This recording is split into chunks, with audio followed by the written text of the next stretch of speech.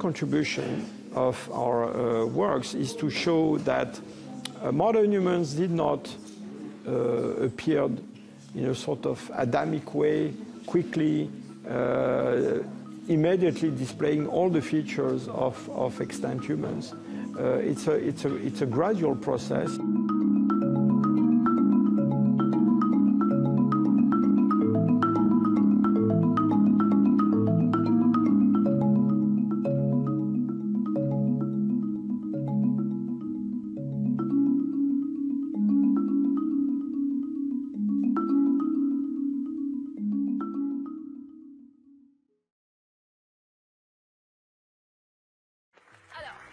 Vous avez probablement entendu parler de la toute récente découverte exceptionnelle. Je ne parle pas du coup de foot de Nicolas Domenac pour le dernier clip de Miley Cyrus, non. Non, cette découverte est dingue. On pensait que l'Homo sapiens avait 200 000 ans, alors qu'en fait, il aurait 315 000 ans. C'est énorme. Alors je ne sais pas vous, moi, ça m'a foutu un coup de vieux. Et surtout, ce qui nous intéresse, c'est où ça? Où est-ce qu'ils ont trouvé?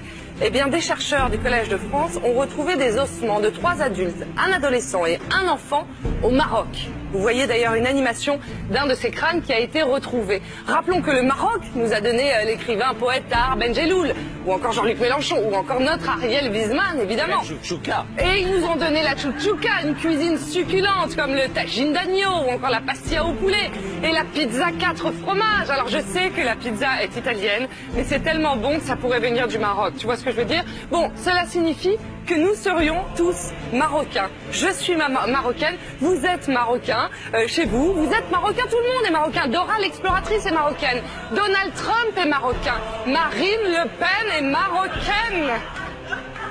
Les ossements qui prouvent que nous sommes tous marocains ont été retrouvés à Rabat. Une découverte incroyable, exceptionnelle, et nous en parlions dès hier sur notre antenne, la mise au jour au Maroc des restes d'Homo sapiens datés de 300 000 ans, des ossements qui ressemblent à l'homme d'aujourd'hui et qui bouleversent, en tout cas on va en parler, l'histoire de l'évolution humaine. Notre invité n'est autre que le paléontologue au Collège de France, Jean-Jacques Hublin. On est ravis de vous recevoir car c'est vous qui êtes à l'origine de cette incroyable découverte en tant que directeur de l'équipe internationale qui a mené depuis de nombreuses années maintenant ces recherches au Maroc. Donc vous avez découvert des fossiles appartenant à 5 individus datant d'environ 315 000 ans. C'est ça.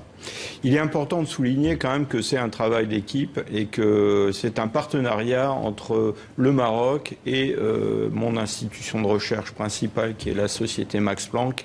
Et donc je veux absolument que mon co-directeur, le professeur Benser, soit aussi associé à cette découverte. Oui, c'est quelque chose d'assez exceptionnel car pour cette période de temps pendant laquelle notre espèce, Homo sapiens, a émergé, on a en fait fort peu de documents sur le continent africain, qui est le continent qui a donné naissance à notre espèce. Nous sommes tous des Africains, nous sommes tous sortis d'Afrique, ou du moins nos ancêtres sont sortis d'Afrique.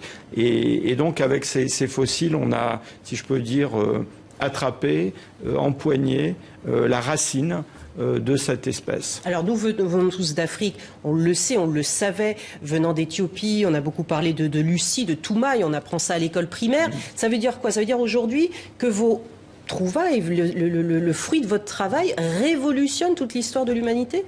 Alors, Lucie, Toumaï, là sont les origines très lointaines de l'humanité, 3 millions d'années, 7 millions d'années, avec nos fossiles marocains.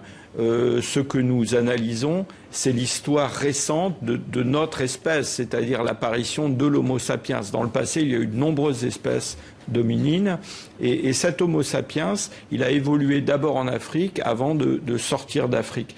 On a longtemps cru qu'il était apparu en Afrique subsaharienne, dans une région relativement réduite, il y a environ 200 000 ans. Et ce que ces découvertes montrent, eh bien, c'est que son histoire est beaucoup plus ancienne et que c'est probablement en fait l'ensemble du continent africain qui est ce jardin d'Éden où est apparu l'ancêtre de l'homme moderne. En gros, et on l'a beaucoup lu dans la presse d'hier, hein, je crois que vos recherches ont fait 2600, donné lieu à 2600 articles. Vous avez fait la une du New York Times également. Quand je dis vous, c'est plutôt la mandibule avant la reconstruction. On le voit ici à l'antenne. En gros, c'est quoi? On a pris un coup de vieux de 100 000 ans, c'est ça? Alors, on a pris un coup de vieux de 100 000 ans. Et surtout, on comprend de façon nouvelle et différente la façon dont notre espèce est apparue. Ce qui est tout à fait remarquable avec ces fossiles marocains. Je vous ai apporté ici une copie d'un des fossiles principaux, cette fameuse mandibule. Ce qui est remarquable, c'est que ces hommes ont déjà des caractères qui sont les caractères des hommes d'aujourd'hui. Ils ont un visage, une denture. Mais là, c'est une reconstitution. Vous l'avez trouvé dans un état similaire? Alors, c'est une impression 3D qui a été faite à partir d'un modèle synthétisé sur ordinateur où on a complété des parties manquantes et puis aussi reconstitué des parties brisées. Et donc, oui, ces gens sont des gens, hein, ne sont pas juste des os, avaient des caractères très proches de nous. Sont des visages qu'on pourrait croiser aujourd'hui. En même temps, on comprend grâce à ces fossiles que la grande histoire de l'évolution de notre espèce, c'est l'évolution du cerveau. C'est-à-dire qu'ils ont un cerveau, une cavité endocrânienne qui est quand même assez différente de la mienne, de la vôtre.